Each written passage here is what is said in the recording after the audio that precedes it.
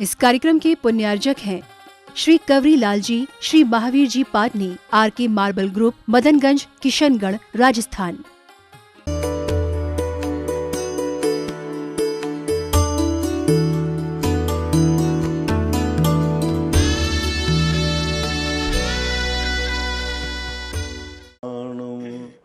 नमो सिद्धाणं नमो आयर्याणं नमो वज्रायाणं नमो लोहे सवसाहुणं।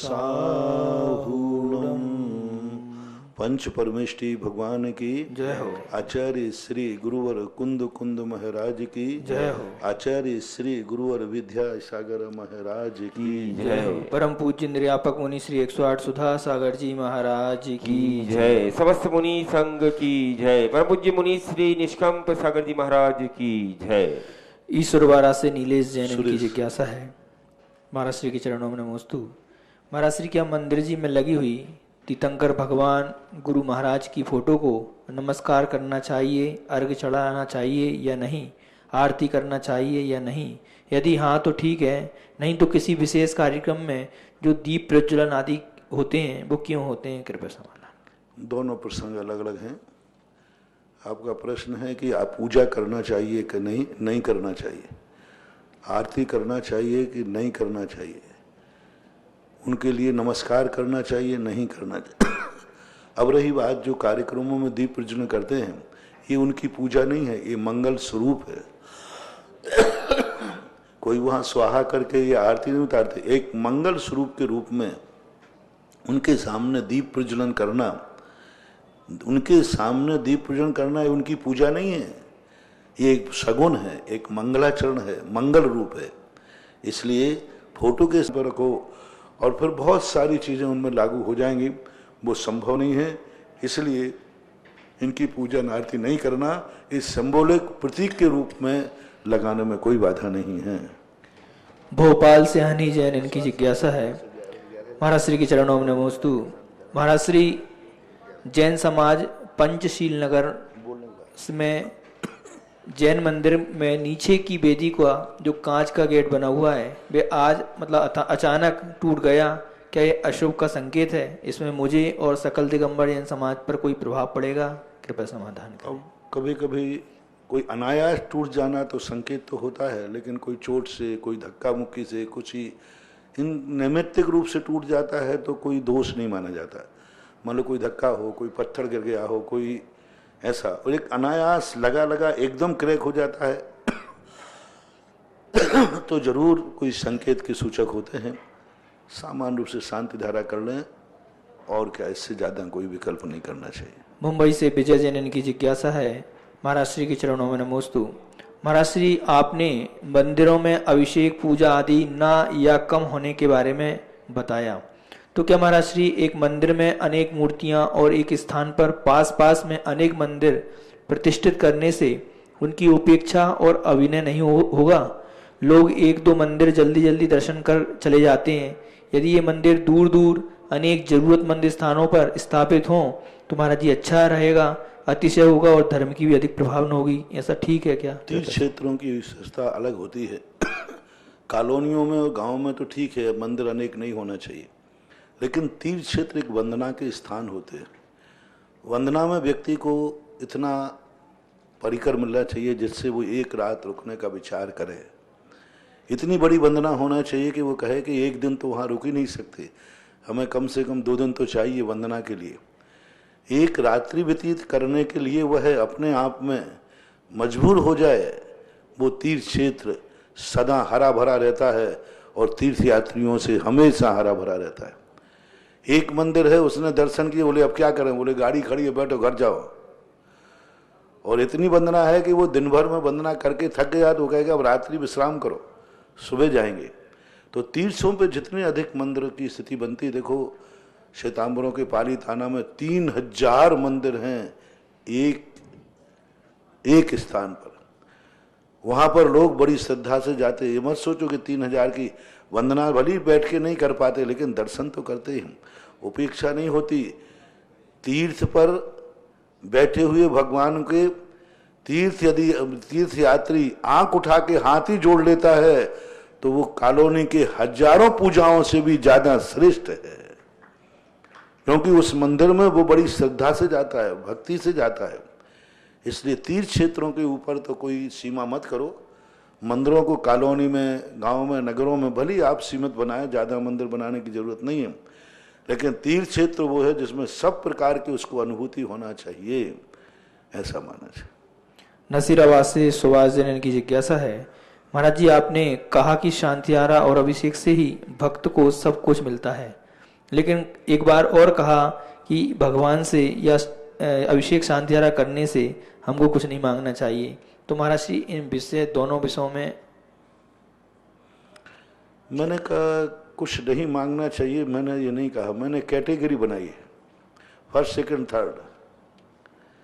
पूरी बात सुने। नंबर 1 वह है जो श्री को हमने अभी 2 दिन प्रवचन में भी कहा है, जो कुछ नहीं मानता, जिसको विश्वास है कि जब बिना मांगे मिल रहा है तो मांगने की जरूरत क्या है। मैंने दोनों बातें एक ही हैं। शांति धारा से, अभिषेक से सब कुछ मिलता है। जब ये सिद्धांत तुम कर लोगे तो फिर भिखारी क्यों बन के मांग रहे हो? जब सब कुछ मिलता है तो दोनों एक ही बात तो है। यही तो मैं कहना चाहता हूं कि शांति धारा, अभिषेक सब कुछ मिलता है, फिर मांगने की जरूरत क्या है? मांगा वहां जाता है जहां कुछ मिलता नहीं है, जहां कुछ देने वाला देगा नहीं बिना मांगे। यहां तो बिना मांगे मिलता है, तो मांगने की जरूरत क्या है? एक बात। दूसरी बात हमने ये भी कही है कि यदि तुम्हें अपने भगवान पर विश्वास नहीं है, तुम्हें संदेह है कि भगवान बहुत बड़ा आदमी है, क्या पता मेरी सुनवाई करेगा या नहीं करेगा, तो फिर मांग कहने में कोई बाधा नहीं है। कहने में कोई बाधा नहीं कि मेरा भगवान यह कार्य हो जाए, इस कार्य के लिए मैं शांति धारा कर रहा हूं। ये सेकंड नंबर का है। और थर्ड नंबर का तो है ही नहीं कोई जो दुनिया भर के पापों के लिए करे। तो हमेशा ध्यान रखना, मैं दोनों बातें, हमारी कोई भी बात परस्पर विरोधी नहीं रहती, समझ नहीं पाते हो। कितना बढ़िया बात तुमने समाधान मुझे दे दिया कि जब आपने कहा, मैंने कहा कि शांति धारा सब कुछ मिलता है, बस यही जवाब हो गया। जब मिल ही रहा है तो फिर मांगने की जरूरत क्या है? दोनों एक ही बातें हैं। फिर भी तुम्हें संतोष नहीं होता है तो चलो मांग लिया करो, बस इतने। ठीक, अब तो ठीक है ना। बड़ा गांव दसान से विद्या जैन की जिज्ञासा है, महाराज श्री के चरणों में नमोस्तु। महाराज श्री, आज आपने बताया कि सीता जी का यह आखिरी भाव है, उन्हें 22 सागर की आयु पूर्ण करके आगामी तीर्थंकर रावण का गर्दन होना है। महाराज श्री, हमने एक पुराण में ऐसा भी पढ़ा है कि अभी सीता के जीव को इस पृथ्वी पर चक्रवर्ती होना है और रावण एवं लक्ष्मण को उनका पुत्र होना है, फिर सीता को रावण का गर्दन होना। महाराज श्री कृपया समाधान करें, उचित क्या? हमारे ज्ञान में विषय नहीं आया। कहाँ पढ़ा आपने, उसका रेफरेंस दीजिए। कौन से शास्त्र में पढ़ा, कहाँ पढ़ा, इसका यदि आपके पास रेफरेंस हो तो ठीक है। बाकी मेरी दृष्टि में तो कहीं ऐसा आया नहीं है, मैंने कहीं ऐसा पढ़ा नहीं। पद्म पुराण सबसे बड़ा साक्षी है, उसमें तो ऐसा वर्णन कहीं देखने में आया नहीं। मुजफ्फर, क्योंकि दोनों लोग जीवों का, क्योंकि 22 सागर में बहुत काल होता है। रावण वहां से निकल के यहाँ आएगा पहले पृथ्वी पर, यहाँ के आकर के वो धर्म करेगा, मुनि बनेगा, फिर तीर्थंकर प्रकृति का बंद आदि करके फिर स्वर्ग जाएगा, और स्वर्ग से जाकर के आएगा, तब तक 22 सागर पूरे हो पाएंगे। इसके तो 7 सागर की आयु में पड़ा हुआ है, तो 7 सागर की आयु पूरी हो जाएगी, यहाँ आके मनुष्य बन जाएगा, फिर कोई कुछ सागरों की आयु स्वर्गों में धारण करेगा, फिर 22 साल की वो सागर की आयु का मैचिंग बनेगा। तीर्थंकर सीता का जीव आकर के पुत्र बनेगा, माता बनेगी। ये सब बातें मेरे ज्ञान में नहीं आई। आपने पढ़ी है तो कृपा करके रेफरेंस दीजिए। मुजफ्फरनगर से तृप्ति जैन की जिज्ञासा है, महाराज श्री के चरणों में नमोस्तु। महाराज श्री, निर्वाण कांड की रचयिता कौन है और यह कब लिखा गया, और आज इसमें जो नील, महानील आदि का जो वर्णन आता है वे कौन थे, और क्या निर्वाण कांड संस्कृत में भी है? कृपया समाधान। संस्कृत में निर्माण कांड है ना, क्यों नहीं है? संस्कृत, उसकी रचयिता का तो ज्ञान पता नहीं किसने रचा है। निर्माण भक्ति तो पूज्यवर पूज्यपाद स्वामी की है। निर्माण कांड किसका है इस संबंध में कोई ज्ञान नहीं है, लेकिन हिंदी के निर्माण कांड में तो आया है, नाथू राम कोई ऐसा शब्द आया है, कोई उसमें राम शब्द कोई है। तो हिंदी का जो है उसकी अंतिम पंक्तियों में लिखा हुआ है, निर्माण कांड की किताब में देख लेना। भैया भैया बंदन करहूं त्रिकाल। भैया बंधन, तो भैया भैया जो नाम के कोई कवि हुए हैं उन्होंने रचा हुआ है, लेकिन प्राकृत का है, इसके रचयिता का ज्ञान नहीं है, अज्ञात है। और नील महानील के बारे में पूछ रहे हैं। नील महानील जो हैं ये राजा थे और ये बहुत बड़े, इनका नील महानील गए गवाक्ष नील महानील, तो ये सारे के सारे मोक्ष को प्राप्त हुए। राम हनु सुग्रीव सुनील गए गवाक्ष नील महानील, ये राजाओं के नाम हैं। इन राजाओं ने मुक्ति प्राप्त की। दो प्रकार के इनके उल्लेख मिलते हैं। कई लोग कहते हैं मलेच्छ राजा थे जिन्होंने यहाँ आकर के मुनि दीक्षा लेके मोक्ष प्राप्त किया, लेकिन इनके राजाओं के नाम भी मिलते हैं कि ये विद्याधर राजा थे और विद्याधर राजाओं ने दीक्षा लेकर के यहाँ आके मोक्ष प्राप्त किया। लेकिन ये मोक्षगामी जीव है, ये पक्का है, राजाओं के नाम हैं। इनकी एक जिज्ञासा और है महाराज श्री। पूज्य आचार्य शांति सागर जी महाराज के नाम के आगे जो चारित्र चक्रवर्ती लिखा जाता है महाराज श्री, उसका अर्थ क्या है और ये उपाधि उनको किसने दी? कृपया समाधान। बहुत छोटी सी उपाधि है, उससे भी बड़े चक्रवर्ती थे वो तो। उनके जीवन में जो उपवास हुए हैं, शुल्लक जी गंभीर सागर जी बताते हैं, उन्होंने पूरा निकाला, कितने हजार उपवास किए उन्होंने। चारित्र की दृढ़ता, इस कलयुग के अंदर उनकी जो चारित्र परिणति थी, उनकी जो चर्या थी, उनकी घोर तपस्या थी, वह तपस्या इस युग में तो कोई करने वाला नहीं। और चक्रवर्ती इसलिए कि जिस मुद्रा को लेकर के कोई एक नगर में ही नहीं घूम सकता। जैसे तुम लोगों में कहते ना कि एक व्यक्ति की अपने घर में ही हुकूमत नहीं चलती, मोहल्ले में हुकूमत नहीं चलती, नगर में हुकूमत नहीं चलती, और एक व्यक्ति की सारे भारत में हुकूमत चल जाए। इसी प्रकार उस समय का युग था कि एक व्यक्ति मुनि महाराज मंदिर से बाहर नहीं निकल सकते दिगंबर मुद्रा के साथ में, और शांति सागर महाराज इस दिगंबर मुद्रा रूपी चक्र को लेकर के सारे भारत में घूम गए, तो चक्रवर्ती नहीं तो और क्या है। अपनी हुकूमत को लेकर, अपने प्रभाव को लेकर स्वेच्छा से सारी दुनिया में घुमाए, कोई उसको रोकने वाला नहीं, उसको चक्रवर्ती बोलते हैं। पुजवर ने संयम लेकर, पिछी कमंडल लेकर, दिगंबर मुद्रा को लेकर के, और कहाँ दक्षिण से लेकर के पूरा बिहार, उड़ीसा, उत्तर प्रदेश, पूरा भारत, पूरे भारत में घूमे। उनका एक ही काम था कि जहां नहीं जा पाए कोई साधु तो वहां भी गए, सब जगह गए, दिल्ली गए, राजस्थान आए, उत्तर प्रदेश गए, पूरे भारत में घूम करके फिर जाकर के कहा कोथली में समाधि ली ना, कोथली, वहां जाकर के कुंथलगिरी समाधि जाकर के वहां ली, और वहां समाधि लेकर तो चक्रवर्ती पूरे भारत में संयम का चक्र घुमाया और कहीं कोई रोक नहीं पाया। रोकने वाले तो आए, चक्रवर्ती को भी रोकने वाले आते, पुजवर के सामने रोकने वाले खूब आए, खूब उपसर सहन किए उन्होंने। कई दिनों तक पड़े रहे कि नहीं यहां से तुम आगे नहीं जा सकते। बोले आगे नहीं जा सकते तो पीछे भी नहीं जा सकते, ठीक है। एक स्थान पर पुजवर के सामने आया, बोले आप आगे नहीं जा सकते। बोले ठीक, आपकी हुकूमत, आपका कहना है कि आप आगे नहीं जा सकते और मेरा निर्णय है कि मैं पीछे नहीं जा सकता। बस ठीक, वहीं खड़े हो गए, वहीं बैठ गए, डेरा डाल लिया। बोले ठीक, आगे तुम मत जाने दो, पीछे मैं नहीं जाऊंगा, यहीं रहूंगा। अंत में उन्होंने कहा कि इसको आगे जाने दो, नहीं तो और आफत और हो जाए। क्या पुजवर ने क्या धर्म की ध्वजा फहराई। आज तो हम बिल्कुल बहुत खुले मैदान में, झड़े मैदान में जा रहे, पिछी कमंडल लेकर, जहां से कोई नहीं निकला। किसी भी समय कोई भी व्यक्ति कुछ भी कर सकता है, कुछ भी हो सकता है। और राज्य किसका था? अंग्रेजों का राज्य था। 1932 में तो वे सम्मेद शिखर की यात्रा के आए, खतरनाक, उड़ीसा, जहां आज के युग में 1983 के अंदर, 83-84 के अंदर पूज्य आचार्य महाराज के साथ में हम थे, और आचार्य महाराज के पूरे संघ के लिए उड़ीसा में विहार करने में पसीना आ गया। कम से कम 3-4 जगह महा उपसर्ग हुए, विहार करना मुश्किल हो गया। स्कूल में 4-5 घंटे स्कूलों में बंद रहे, पुलिस आई तब निकाला। बहुत खतरनाक उड़ीसा की यात्रा, जो ईसरी से कलकत्ता और कलकत्ता से जो उड़ीसा की यात्रा की, 3-4 स्थानों पर संघ को भारी उपसर्ग झेलना पड़ा, कुछ भी हो सकता था। तब आज के समय ये था, जो इतना समय इतना प्रशासन, तो पूज्य शांति सागर महाराज दक्षिण से अकेले, उस समय तो उसके पहले कोई नहीं निकला, और वो भी उदयगिरी खंडगिरी गए और पूरा घूम करके, और सन 1932 में इतनी बड़ी यात्रा करके जयपुर में चतुर्मास हुआ सन 1932 में।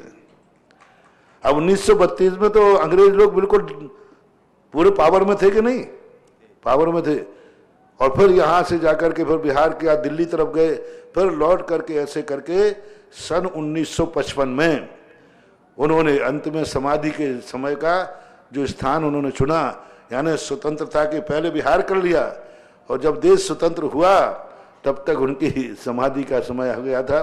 तो इस प्रकार का संयम रूपी धर्म चक्र को लेकर के पूरे आर्यावर्त में जो घूमे, सारे दुश्मनों को, सारे विरोधियों को नतमस्तक करते हुए, सारे विरोधियों के बादलों को छटाते हुए और संयम की पताका को फहराया, इसलिए चारे चक्रवर्ती वो कहलाए। और ये उपाधि भी बहुत, इससे भी कोई बड़ी हो तो दे देना, पूज्यवर के इतने उपकार हैं। ऑनलाइन जिज्ञासाओं के बाद यहाँ उपस्थित सभी श्रावक श्रावकाएं और जिनवाणी चैनल, सुधा कलश चैनल, महावीरा चैनल के माध्यम से देख रहे देश विदेश के सभी श्रावक श्रावकाओं की ओर से परम पूज्य श्री के चरणों में कोटिशः नमोस्तु नमोस्तु नमोस्तु गुरुवर। और आज की प्रथम जिज्ञासा के लिए आमंत्रित कर रहा हूँ आयुष जी जैन, अशोकनगर, और उसके बाद तैयार रहेंगे श्री जम्बू कुमार जी जैन, बिजोलिया। नमोस्तु महाराज। महाराज जी, मेरी जिज्ञासा ये है, जो हम अपनी आय का कुछ % दान में देने के लिए अलग निकाल कर रखते हैं, वो दान हम कहाँ कहाँ दे सकते हैं, और उस दान की राशि से अभिषेक शांति धारा की बोली ली जा सकती है या नहीं? वो आपके संकल्प पर आधारित है। आपने इकट्ठा करते समय क्या भाव किया, किसको हम किस किस पर्पस में खर्च करेंगे, वो संकल्प के अनुसार किसी में भी खर्च किया जा सकता है। लेकिन आपको संग्रह करने के पहले खुद संकल्प करना पड़ेगा कि मैं यह धन किस किस में खर्च करेंगे, ऐसा। नमोस्तु महाराज। जम्मू कुमार जी जैन के बातें आ रहेंगी श्रीमती प्रीति जी जैन, इंदौर। नमोस्तु महाराज जी, मेरी जिज्ञासा है कि आगामी 1 जनवरी को हम लोग तपोदय तीर्थ क्षेत्र पर आपके सानिध्य में 1 जनवरी का त्योहार किस टाइप से मनाएं महाराज जी, किस तरह से मनाएं? हमने पहले ही कहा कि 1 जनवरी को आप लोगों ने पूरे जनपद सत्य के अनुसार मना लिया। सारे भारत के लिए मैंने 1 जनवरी दे दी। अब मेरे सानिध्य में और पारसनाथ के तीर्थ क्षेत्र में बनाना हो तो देखो, मनाना है तो अच्छे जम के बनाओ, और नहीं बनाना है तो चुपचाप बैठो, ठंड का समय नहीं, सीधे चुपचाप बैठो सुबह से बढ़िया। 1 जनवरी को पिछली बार 1 साल पहले क्या ज्ञानोदय तीर्थ क्षेत्र में मेला लगा था, पिछली बार भी बहुत बड़ा उत्सव हुआ था। यदि यहाँ करना है तो लो, वर्ष में सबको बताता हूँ, 1 जनवरी के दिन कुछ ऐसा नया होना चाहिए, कुछ ऐसी स्थिति बनना चाहिए जिस भूमि पर पारसनाथ भगवान का समोषण लगा था, जिस भूमि पर, जिस शिलाओं के ऊपर पारसनाथ भगवान ने 7 दिन तक उपसर्ग सहन किया था, और जिस शिलाओं पर कई दिनों तक 57-58 दिन तक भगवान का समोषण यहां विराजमान रहा, 7 दिन का उपसर्ग हुआ है, उसके बाद भगवान विहार करके नहीं चले गए। उसके बाद समोषण जो है कई दिनों तक समोषण लगा रहा। उस स्थान के ऊपर जितनी वो शिलाएं हैं, उन शिलाओं के ऊपर कम से कम 1 जनवरी को 108 शांति धारा होना चाहिए उन शिलाओं के ऊपर। जय हो, जय हो गुरुदेव। वहां भगवान जी को ले जाओ और वहां ले जा करके और सारे भगवानों को विराजमान, जैसे 10 लाख क्षण पर में करते ना, और एक एक भगवान के ऊपर सबको 108। दूसरा उपक्रम, इस तीर्थ क्षेत्र पर इतनी ज्यादा मूर्तियां हैं, और अभी भी लोगों का प्रश्न आया कि इतनी ज्यादा मूर्ति बैठाल देते हो क्षेत्रों पर, लोग मात्र दर्शन ही करते हैं। अभिषेक एक मूर्ति का तो जम के होता है, शेष मूर्तियों पे तो अंगूठी फिर जाए तो वही मेहरबानी है। हाँ, तो अंगूठी जानते ना, वो हो जाए, बाकी शेष का तो कोई अभिषेक करते ही नहीं। तो मैंने भी पूछा इनसे कि शेष का, तो सारी मूर्तियों का 1 जनवरी को बिजोलिया तीर्थ क्षेत्र पर जितनी मूर्तियां हैं, हर मूर्ति पर 1008 कलशों से अभिषेक होना चाहिए। जय हो। 1008 कलश कैसे करोगे? हर मूर्ति पर एक ही व्यक्ति एक स्थान से अभिषेक करना शुरू होगा, उसको हर स्थान पर जल मिलेगा। और एक मूर्ति यानी इस क्षेत्र पर जितनी मूर्तियां हैं, हर मूर्ति पर वह व्यक्ति 1 जनवरी को अभिषेक करे। 1 घंटा लगेगा। मतलब पांडुक शिला से शुरू हो जाए और वहां से करता हुआ गणधर परमेष्ठी, वहां से 24 में जितनी मूर्तियां हैं, जहां जहां व्यवस्था बनेगी, लाइन से आए और हर मूर्ति पर अभिषेक करे। यानी 1 जनवरी को इतनी मूर्तियों पर एक व्यक्ति अभिषेक करेगा कि वो जिंदगी में भी कभी इतनी मूर्तियों का अभिषेक नहीं किया होगा। जय हो गुरुदेव। उसको एक कलश दिया जाए। कल मेरे पास आज ही आए थे सुबह, तो मैंने कहा उसको एक कलश दिया जाए और एक अंगूठी दी जाए शुद्ध कपड़े की। प्रत्येक व्यक्ति के हाथ में कलश अंगूठी रहे और वो एक एक कलश लेकर के हर मूर्ति के ऊपर डालेगा। हर मूर्ति डालता जाए और आगे बढ़ता जाए, आगे बढ़ता जाए पूरी 24 में। और बराबर जो 3 पारसनाथ भगवान बड़े वाले, पारसनाथ, महावीर स्वामी और आदिनाथ भगवान, उनके ऊपर भी अभिषेक करेगा वही व्यक्ति। यानी एक व्यक्ति कम से कम 100-150 मूर्तियों पर अभिषेक करेगा लाइन से। 1 घंटे का समय रहेगा और 1 घंटे यानी एक व्यक्ति को 1 घंटे और दिन भर अभिषेक चलेगा। सुबह 8 बजे से शुरू हो जाएगा, शाम को 4 बजे तक भी अभिषेक की धारा चलती रहेगी। जय हो। हाँ, क्योंकि लाइन लगेगी। अब एक व्यक्ति गया तो यूं यूं, जैसे मान लो ऐसे भगवान बैठे ना, तो यूं अभिषेक करता हुआ चला जाए पूरा पूरा। तो ऐसा कुछ नया करो तो बात बने। बाकी मैंने पहले कह रही, फिर तुम सीधे बैठो, सीला गए। आपका आशीर्वाद रहेगा तो सारा काम हो जाएगा। हाँ, तो एक ऐसा 2 चीजें तुम्हें आइटम दी। और मूल नायक भगवान कभी उठेंगे, उठने का स्थान नहीं था, लेकिन अभी कुछ बना जाने इस जनवरी के भाग के लोगों से अभी मूल नायक पर्यटन पे है। चलायमान है, चलायमान जानते, क्योंकि अभी वहां वेदी पे काम हो रहा है, वेदी के अंदर कार्य होगा तो मूर्ति को चलायमान करना पड़ा। तो अभी भगवान बाहर बैठे लाते ही अपन अभी लाए थे। अब अपन भगवान को उठा करके और वहां ले चले जहां भगवान का केवल ज्ञान हुआ था। मूल नायक का उस दिन अभिषेक और उस दिन प्रवचन लाइव नहीं हो, ये अलौकिक जहां 108 शांति धारा, मूल नायक की शांति धारा और केवल ज्ञान स्थली पर शांति धारा हो, उस स्थान का पूरा लाइव सारे विश्व को दिखाया जाए कि देखो बिजोलिया क्षेत्र का माहौल क्या है। प्रवचन के स्थान पर लाइव वही लाइव होना चाहिए। 1-1.5 घंटे वही चलेगा सब पूरा 1 जनवरी के दिन। और ये बहुत बड़ा कार्य है, इसलिए अब आप लोग तैयार हो जाओ। देखो पहली बात, यहाँ 3 कार्य हैं। सबसे पहला तो पारसनाथ भगवान, उनका अभिषेक करने 1 जनवरी को, और उनकी तपस्स्थली पर, जिस तपस्स्थली पर पारसनाथ की रक्षा देवों ने की थी, और 1 जनवरी को जो उनकी तपस्स्थली पे आके अभिषेक करेगा तो साल भर उसकी रक्षा भी देवता ही करेंगे। क्योंकि इस क्षेत्र पर भगवान पर उपसर्ग आया, 10 भव से एक भी देवता नहीं आया था।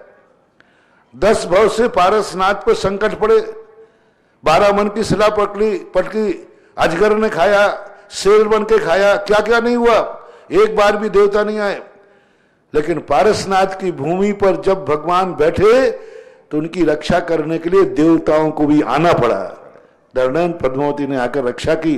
तो अब 1 जनवरी को आप ऐसे उसी भूमि पर, नदी किनारे खुली चट्टानों के ऊपर, उसी भूमि पर यदि आप भगवान का अभिषेक करोगे तो जरूर ऐसा तुम्हारा ये नया साल मुबारक होगा कि कैसे भी तुम्हारे जीवन में संकट आएंगे, कोई ना कोई दिव्य शक्ति तुम्हारी रक्षा करेगी। जय हो। इसलिए जो अपना इस नया वर्ष को पूर्ण सुरक्षित संरक्षित करना चाहते हो, वे 1 जनवरी के दिन बिजोलिया तपोदय तीर्थ क्षेत्र पर आकर के और शांति धारा करें। तो कम से कम 108 जाने, कम से कम कहा है मैंने, क्योंकि मेरा कम भी कम नहीं होता। और 1008 लोग कम से कम, ये भी कम से कम। पिछले बार हमारे अंदर 3000 लोगों ने अभिषेक किया था, 3000 कलशों से अभिषेक हुआ था 1 जनवरी को। अब यहां पर 1008 कलशों से कम 1008 लोग तैयार हो जाओ और 108 शांति धाराएं मैं खुद वहां चलूंगा और मैं वाचन करूंगा, शांति धारा मैं खुद ही कराऊंगा। जय हो। और मूल नायक की शांति धारा अलग उसका स्टेज बनेगा, बहुत बढ़िया स्टेज बनकर उस पर शांति धारा होगी और सारे भगवान पूरी चट्टानों पर पांडुशिला विराजमान करके उन चट्टानों पर 108 शांति धाराएं होंगी वहां पर। और वहीं पर गगन विहारी पारसनाथ भगवान को बैठाना है तो उसके पहले अपन भूमि शुद्धि तो कर दें। जय हो। भगवान के बिहार के पहले वहां निर्मल भूमि होता है, निष्कंटक भूमि, तो शांति धारा से अपन करेंगे। यदि 1 जनवरी को आपने प्रश्न मांगा है तो लो, संभालो, कमेटी वालों और भक्त गणों, मैंने तो डम्फर ब्राक खोल दिया। हाँ, वो तो मैंने खोल दिया। अब आपके ऊपर है कि 1 तारीख के दिन अब पूरा मेवाड़ जो इस क्षेत्र से संबंध रखता है, एक भी मेवाड़ का व्यक्ति 1 जनवरी के प्रातः काल घर में नहीं रहेगा, तपोतय तीर्थ से बिजौलिया में रहेगा। जय हो। बस 1 जनवरी को पूरे मेवाड़ को तो कम से कम रहना ही, क्योंकि तुम्हारा और सारे भारत के लिए मेरा कहना है, जिन लोगों ने होटलों में घूमने का 1 जनवरी को कार्यक्रम बना दिया है, वे सारे कार्यक्रम पोस्टपोन करें, समाप्त करें और सब लोग अपना रिजर्वेशन तपोदय तीर्थ क्षेत्र बिजौलिया की तरफ कर जय हो। और उस दिन जो मैं तुम्हें आशीर्वाद दूंगा, क्योंकि पारसनाथ की भूमि पर बैठ करके जो वर्गणाएं निकलेंगी उस समय मैं शांति धारा के साथ तुम्हारे मंगल की कामना करूंगा, वो तो एक अलौकिक ही होगा। तो आपको अपना नया वर्ष मुबारक करना है, तो जिनको करना है वे सब सोचें, विचार करें, आगे योजना आप लोग अपनी बता दें। बंधुओं, तीर्थ क्षेत्र कमेटी परम पूज्य श्री से आशीर्वाद प्राप्त कर चुकी है और मूल नायक पार्श्वनाथ भगवान की शांति धारा जो भी सौभाग्यशाली करना चाहे ऑनलाइन अपने नाम यहाँ लिखवा सकते हैं और राशि रखी गई है मात्र 1,11,000 रुपए। और बाकी शांति धाराएं जो करेंगे 108 शांति धाराएं जो लोग करने का सौभाग्य प्राप्त करेंगे उनके लिए मात्र 11,000 रुपए की राशि रखी गई है। तो आप लोग अपनी अपनी भावनाएं बनाएं और तीर्थ क्षेत्र कमेटी के कार्यालय पर अपनी अपनी शांति धाराएं, क्योंकि जो पहले आएंगे पहले पाएंगे। 108 शांति धारा यहाँ होनी है। महीने भर में 12 महीने होते, उन्हें तो 11,000 रखे, 1 महीने का 1,000 तो हुआ। मैंने तो साल भर की गारंटी ली है ना, तो 1 महीने के 1,000 की गारंटी है। सही। तो और बाकी 108 कलश से आप सभी भगवान का अभिषेक करना जो भी लोग चाहें। और जो व्यक्ति 1,000 1 कलश कर 108 कलश से 1,008 कलश से जो अभिषेक सभी भगवान का जितने भगवान नहीं 1 कलश से 1 कलश से अभिषेक करने का सौभाग्य प्राप्त करना चाहे उनके लिए मात्र 1111 रुपए की राशि न्योछावर राशि रखी गई है। रखो 11 रुपए मत रखो। हाँ 1100 रुपए की न्योछावर राशि रखी गई है। देखो इसका 1100 रुपए जिसकी रखी ना, परिवार के 10 लोग हैं तो 10 कलश लो। आपको क्या व्यवस्था समझना, 1 कलश दिया जाएगा। आप 1 कलश से 1100 रुपए में कितना अभिषेक, लगभग कितने 50-100 तो मूर्तियां होंगी नहीं? 150 से ऊपर। हाँ, सारी मूर्तियों का अभिषेक करेंगे तो कम से कम 100 मूर्तियों का अभिषेक करने मिलेगा 1100 रुपये में। कलश आपका एक ही रहेगा और आप पूरी मूर्तियों पर अभिषेक करोगे जितने, तो इसलिए आपको 2 कलश नहीं लेना। आपके परिवार के 8 लोग हैं तो 8 कलश ले लो, ऐसे 5 लोग हैं तो 5 कलश ले लो, क्योंकि तुम 1,008 तो अकेले तो कर नहीं पाओगे, फिर तो हाथ पे मालिश करवाना पड़ेगी। हाँ, वो व्यवस्था अलग, पिछली बार वही की थी। एक परिवार से 1,008 कलश हुए थे, एक ही व्यक्ति ने किए थे, पर उनको परिवार में 10 लोग थे, बदल बदल कर किए थे। यहाँ वो सिस्टम नहीं बना रहे, यहाँ एक ही 1100 रुपये वाला कलश लेकर वो चलेगा वहां से और सारे भगवानों के ऊपर अभिषेक करने मिलेगा। लेकिन अभिषेक मिलेगा, शांति धारा नहीं। शांति धारा वाले को शांति धारा भी मिलेगी और अभिषेक पूरी मूर्तियों पर करने मिलेगा।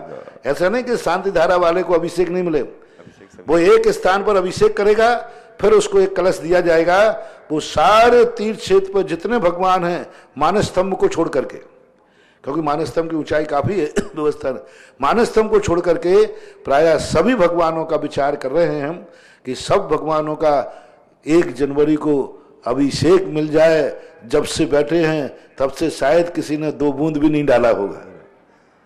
तीर्थ क्षेत्र के इतिहास में पहली बार सभी भगवानों का एक साथ मांगलिक कलश से अभिषेक। तीर्थ क्षेत्र में नहीं, मेरे जीवन में भी ये काम पहली बार ही हो रहा है कि एक साथ पूरे क्षेत्र में जितनी मूर्तियां हैं सबका एक साथ जो अभिषेक हो रहा है, ये कार्य भी पहली बार ही मेरे द्वारा मेरे सामने हो रहा है। होता था मूल नायक में हो जाता सबका नहीं, लेकिन यहाँ तो पूरे तीर्थ क्षेत्र की मूर्तियों पर उस दिन अभिषेक करने को आपको मौका मिलेगा। और वो जो मांगलिक कलश जिससे आप अभिषेक करेंगे वो कलश आप अपने घर पर ले जा सकेंगे। तो जिन लोगों की भावनाएं हो कार्यालय में आप संपर्क करें और अपने अपने नाम शीघ्र लिखाएं, क्योंकि यहाँ एडवांस बुकिंग प्रारंभ हो चुकी है और हमारे पास व्हाट्सएप आना चालू हो चुके हैं। अगली जिज्ञासा श्रीमती प्रीति जी जैन इंदौर और तैयार रहेंगे श्री सम्यक जी जैन अशोकनगर। के चरणों में मेरा और मेरी परिवार को त्रेवान नमोस्तु नमोस्तु नमोस्तु। हे महाराज श्री, मेरी जिज्ञासा है कि यहाँ पे जो शिलालेख लिखा हुआ है वो कितने वर्ष पुराना है? शिलालेख लिखा हुआ है वो कितने वर्ष पुराना है? इस शिलालेख का जो इतिहास है 12वीं शताब्दी का शिलालेख है, लगभग 800 साल के लगभग, कुछ कम 800 साल हो रहे हैं। अगली जिज्ञासा आयुष जी जम्बू कुमार जी जैन और उसके बाद तैयार रहेंगी श्रीमती रीना जी ठग बिजोलिया।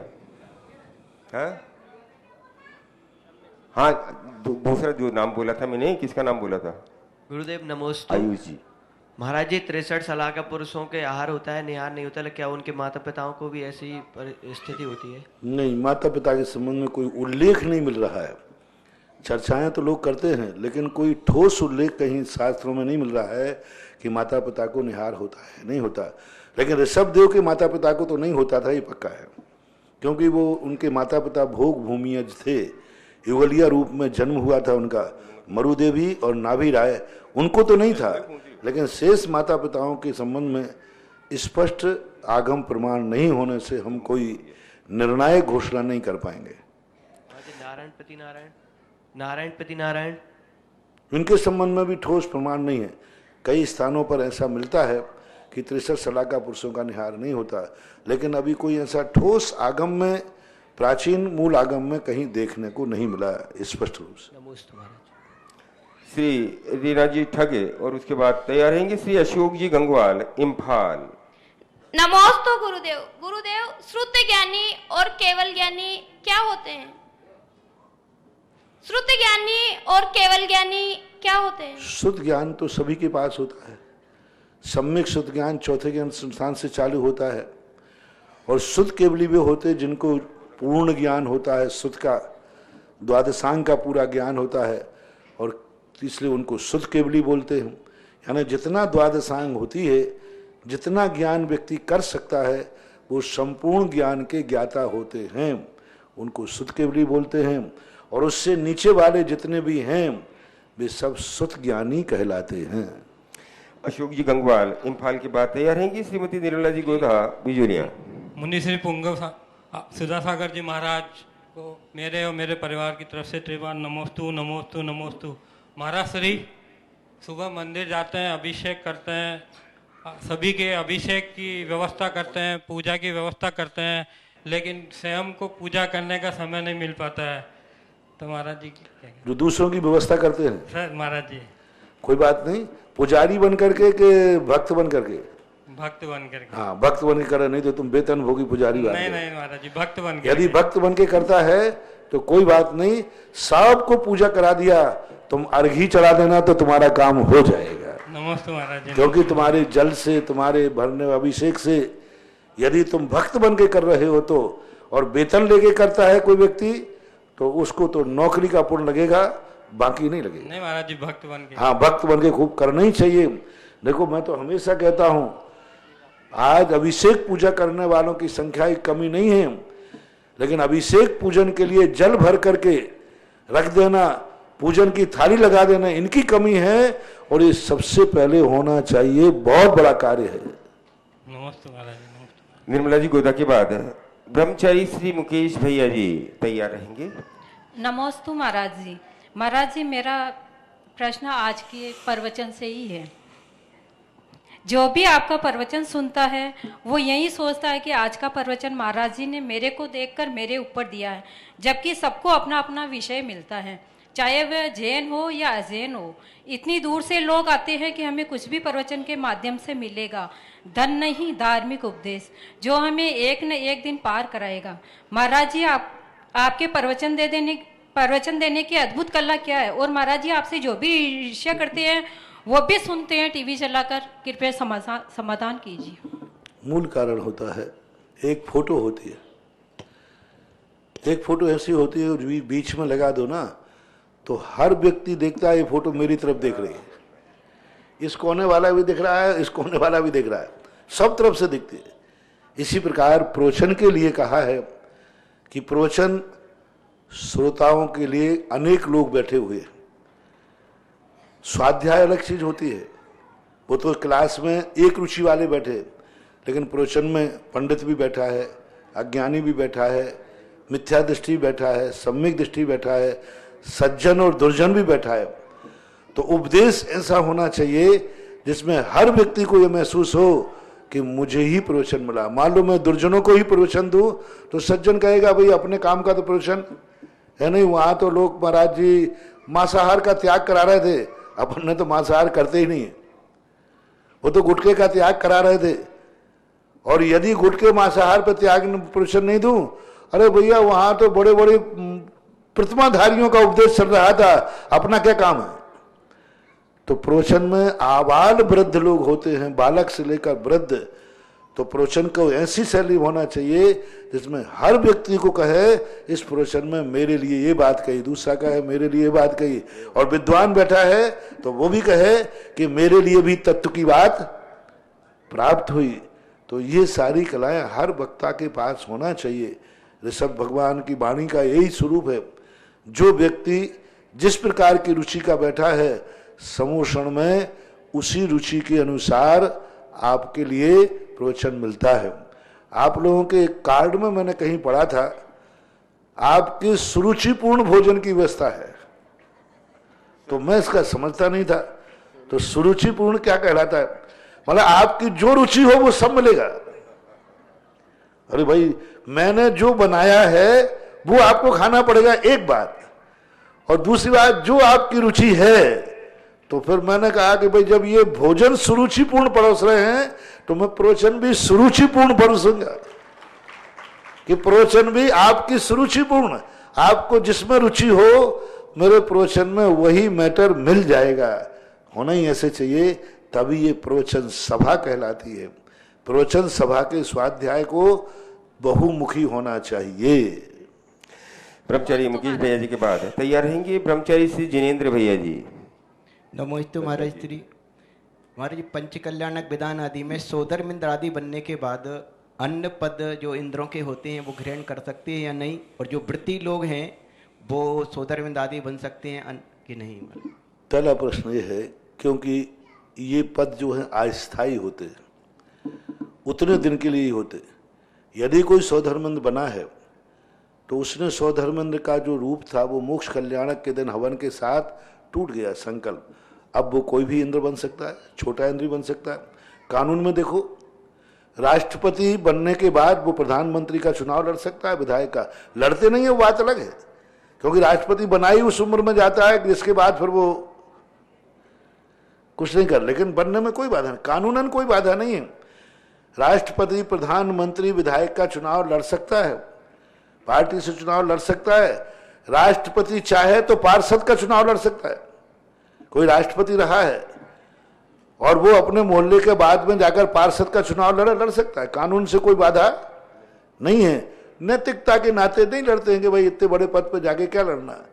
इसी प्रकार धार्मिक आगम के अनुसार वो अन्य पदों को ग्रहण कर सकता है, कोई बाधा नहीं है। माता पिता बना, मान लीजिए बाद में उसको सौधर्मेंद्र बनना है, बन जाएगा। एक सामान्य रूप से व्यवस्था ये है कि वहां थोड़ी संयम और संयम की बात आती है। प्रतिमाधारी तो कोई इंद्र पद नहीं ले सकता, क्योंकि वो पंचम गुण स्थान वर्ती है, और जब 5 दिन के लिए भी इंद्र बनेगा तो उसे अविरति बनना पड़ेगा। कोई भी देव पद को स्वीकार नहीं कर सकता।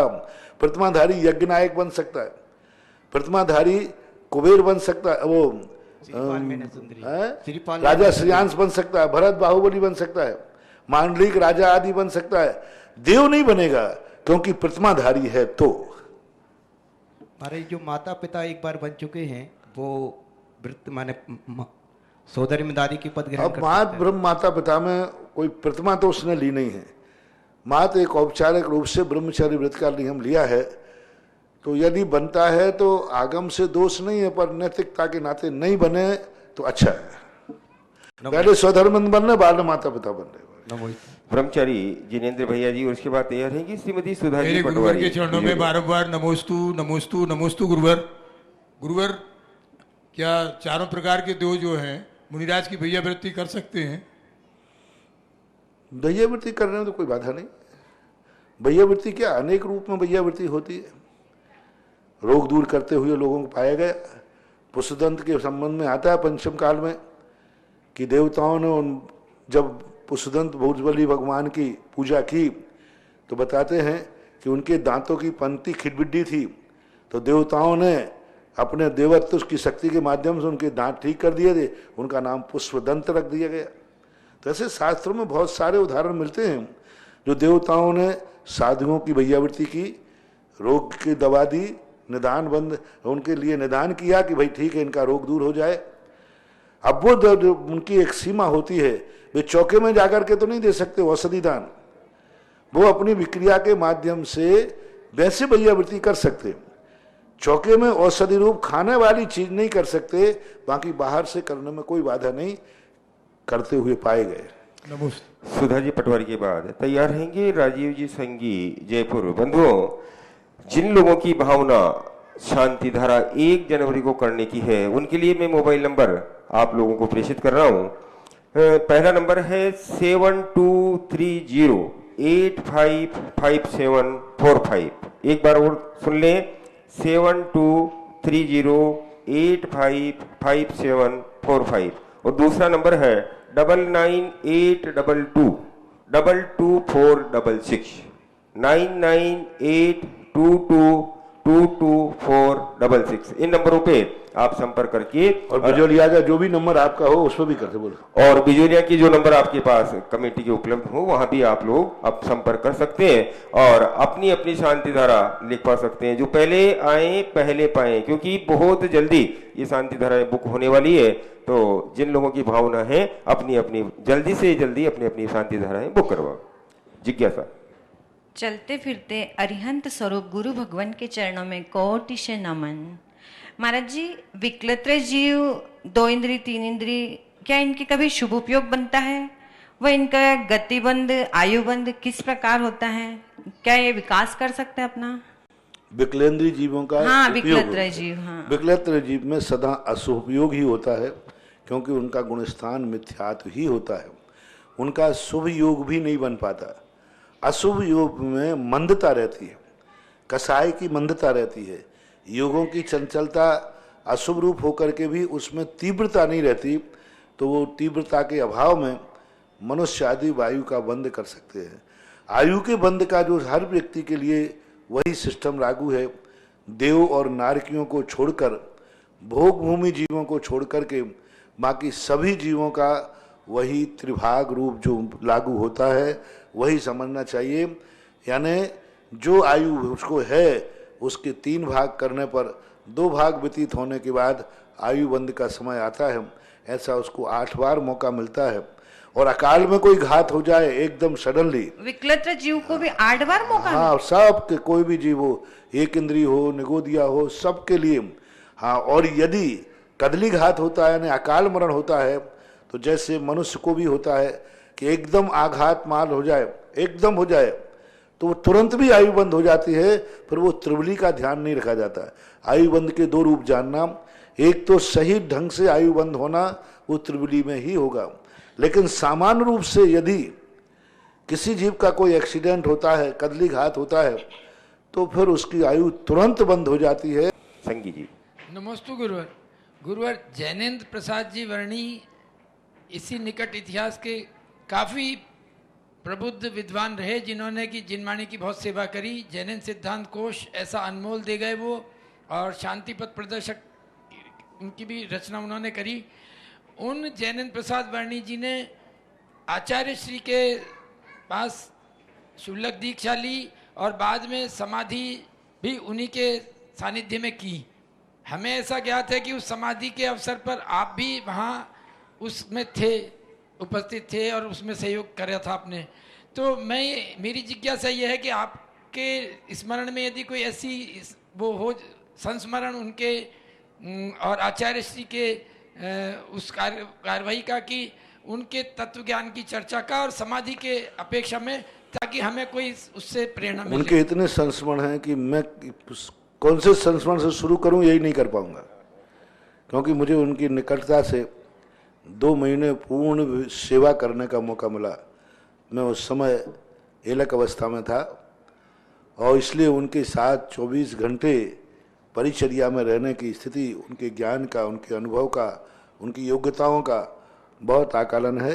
अब ऐसे तो मुझे कोई याद आता नहीं, कोई वैसे स्मरण दिलाए तो भली संस्मरण हो। बस इतना ही है कि उनकी समाधि इतनी अच्छी तरह से हुई कि आज उनको जाना है 11 बजे और 8:30 बजे, 11 बजे के लगभग, 11:45 का होगा, और 7:45 बजे ही उन्होंने घोषणा कर दी, संघ को बुलाओ, जल्दी आहार को उठे क्योंकि मुझे जाना है।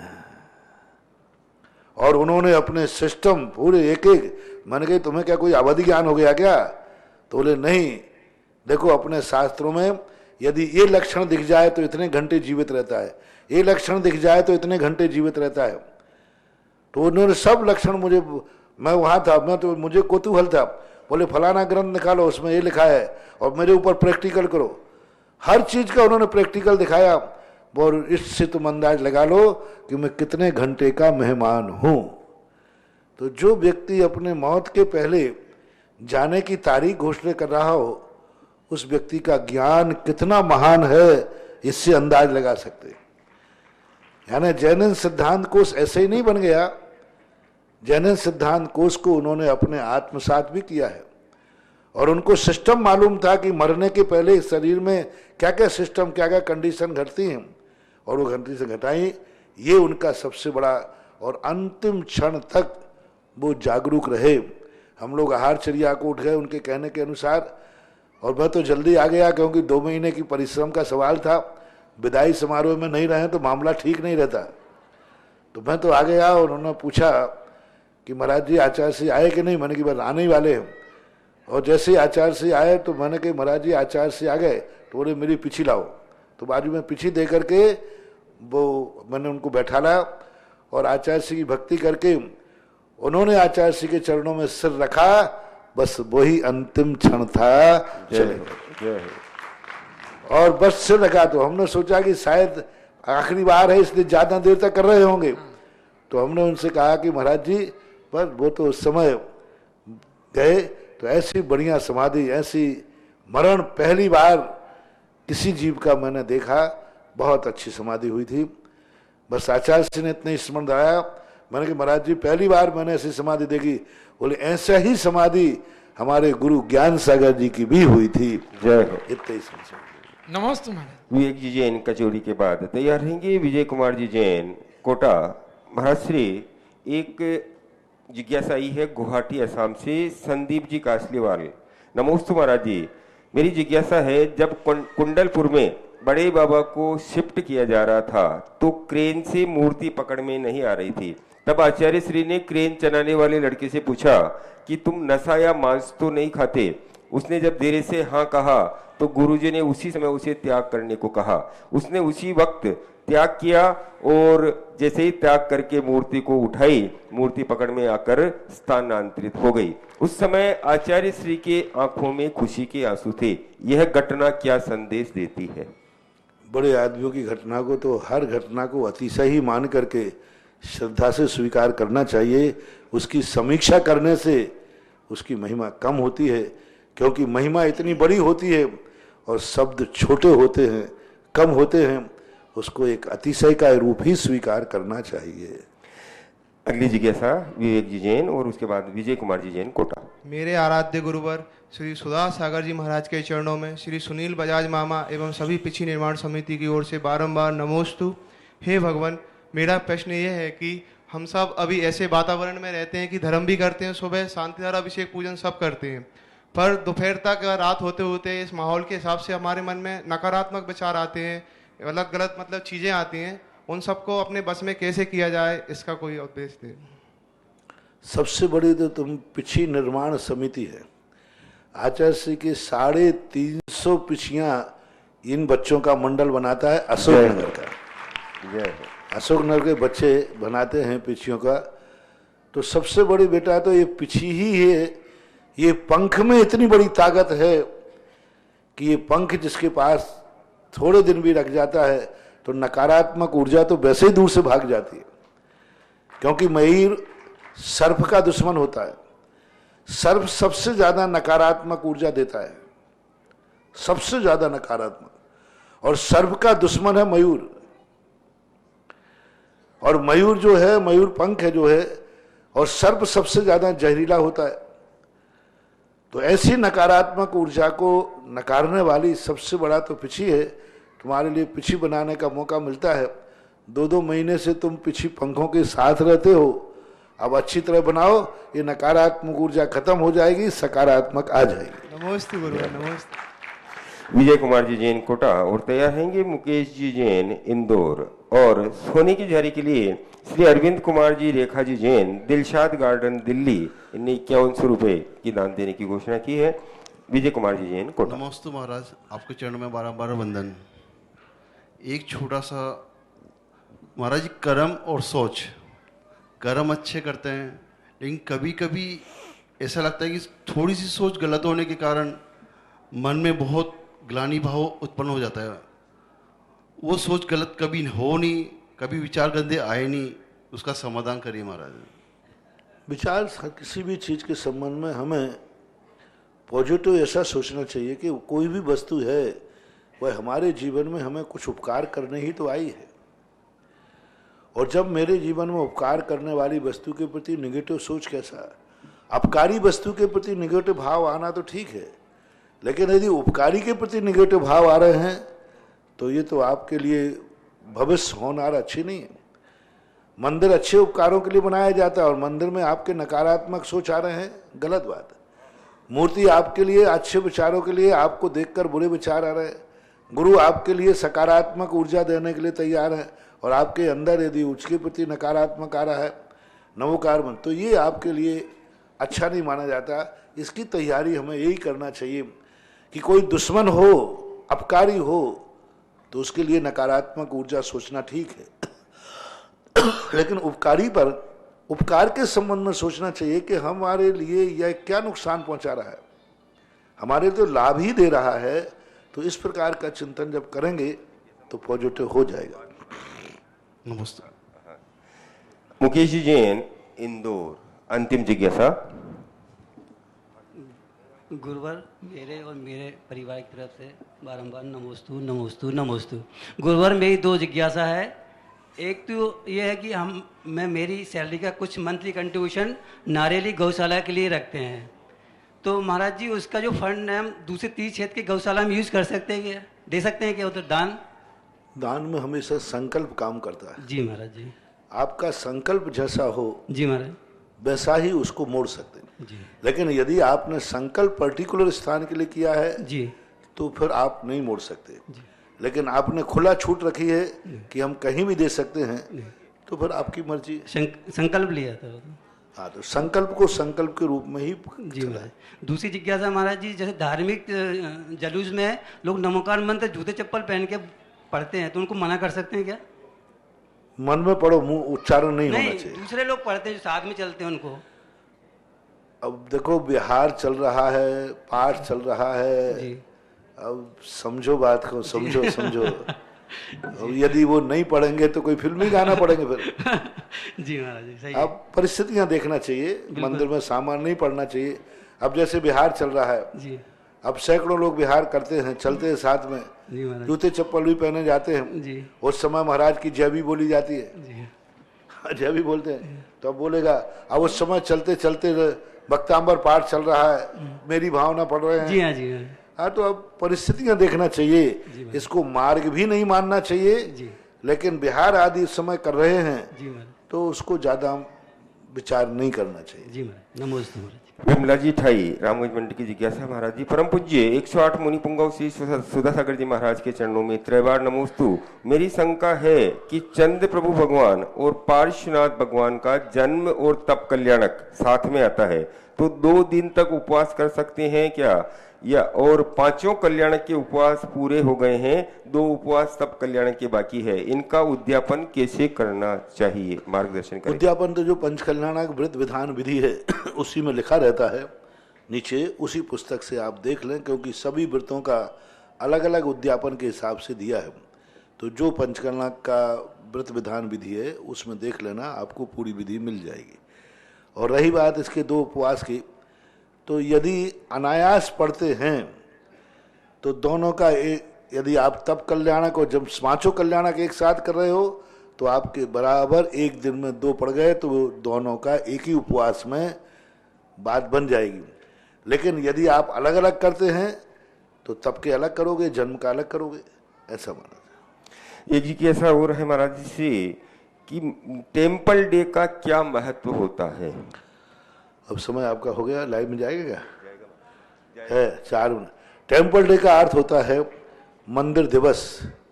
कोई भी दिवस का अर्थ होता है कि पहला दिन हमारा किससे शुरू हुआ था।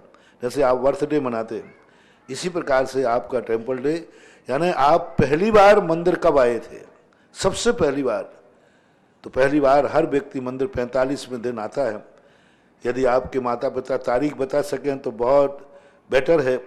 जो आज हम प्रातः काल कह रहे थे कि आपका जन्म घास फूस के समान जंगली पेड़ के रूप में हुआ है या किसी बगीचे के पेड़ में व्यक्ति लगाता है, बीज लगाता है, पौधा लगाता है, बुद्धिपूर्वक लगाता है, खेत को ठीक करके लगाता है। तो आप अपने मम्मी पापा से पूछिए कि हम आपकी गोदी में घास फूस के समान यूं आ गए थे कि आपने लगाया था बुद्धिपूर्वक। यदि घास फूस के समान आए हो, आ गए हो, तुम ही आ गए हो, तो वो तारीख नहीं बता पाएगी कि तुम किस दिन हम मंदिर ले गए थे। और यदि तुम बगीचे के पेड़ बन के आए हो तो तुरंत माँ बता देगी इस तारीख को मैं पहली बार तुम्हें मंदिर ले गई थी, पहली बार मंदिर गए थे। तो उस तारीख को आप टेम्पल डे माने बस। और यदि आपको याद नहीं हो तो जन्म तिथि से 45वां दिन जो पड़े उसे ही आज से टेम्पल डे मान लेना। टेम्पल डे मान लेना। जिसकी जन्म तिथि ही गायब हो तो फिर आपके स्कूल की मार्कशीट में तो लिखी होगी, कुछ ना कुछ तो वहां तो लिखी जाती, बता दे। उस मार्कशीट के आधार पर 45वां दिन आप टेम्पल डे माने। और टेम्पल डे का अर्थ है मंदिर। अवभाग्य मेरे कि मेरा मंदिर पहली बार में गया था। उस दिन मंदिर में अभिषेक, पूजन, शांति धारा, विधान आदि जो आप करना चाहें करना चाहिए, कर लेना चाहिए, करते हैं। इसके संबंध में बहुत बार मैं बड़े विस्तार से कई बार बोल चुका हूँ। नमोस्तु गुरुवर। अंतिम जिज्ञासा। नमोस्तु गुरुवर। अरिहंत परमेष्टि के 4 अघातीय कर्म तो नष्ट हो चुके हैं, लेकिन 4 घातीय कर्म तो नष्ट हो चुके हैं, लेकिन अघातीय कर्म कब नष्ट होंगे, समाधान करें। अघातीय कर्मों के नष्ट होने की क्रिया 14वें गुण स्थान में जाके होती है। यानी पूरी आयु पूर्ण होने पर जब एक अंतर्मुहूर्त आयु शेष रहती है तो 14वें गुण स्थान में जाकर के 2 समय के अंदर अंतिम उपांत पहले समय में 72 प्रकृतियां नष्ट होती हैं और 13 प्रकृतियां अंतिम समय में नष्ट होती हैं। यानी 14वें गुण स्थान के अंतिम 2 समय में संपूर्ण अघातीय कर्मों का नाश हो जाता है चतुर्थ शुक्ल ध्यान से। इस कार्यक्रम के पुण्यार्जक थे श्री कवरी लाल जी, श्री महावीर जी पाटनी, आर के मार्बल ग्रुप, मदनगंज, किशनगढ़, राजस्थान।